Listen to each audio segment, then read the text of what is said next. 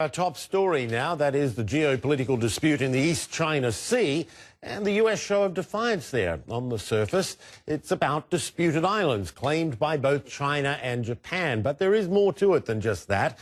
We'll have some perspective from Carl Penhall in Tokyo and David Mackenzie in Beijing.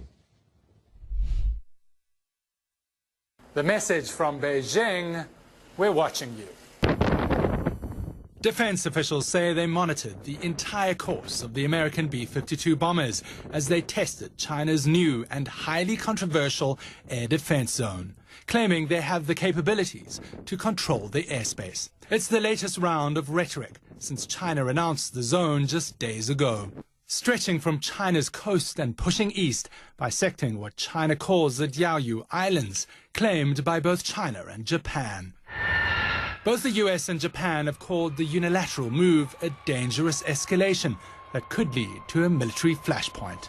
China says the defense zone allows it to monitor aircraft that could threaten their national security. It's indeed the right of every country to defend its airspace and also to make sure that its territorial integrity, its sovereignty are safeguarded.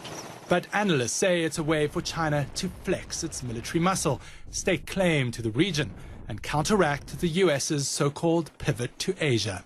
China is now sending their sole aircraft carrier to the South China Sea for what they call a routine training sail. All of this could just be saber-rattling because no one really believes that Beijing wants to start a fight with the US or Japan. The real issue here in Tokyo may be less about what's going on in the air and more about what's going on the ground. The Japanese government said it fears this is part of a new push by China to assert its claims over what Japan calls the Senkaku Islands. Japanese government is ready to respond to this kind of provocative act of Chinese side in a resolute yet calm manner.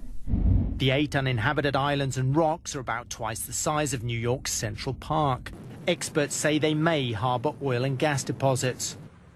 Tension in that corner of the East China Sea has long been running high. In 2010, Japanese Coast Guard cutters crashed into a Chinese fishing boat, sparking a diplomatic spat. Japan says it already scrambles fighter jets on an almost daily basis to intercept Chinese aircraft over the islands. Incoming US Ambassador Caroline Kennedy is calling for level heads.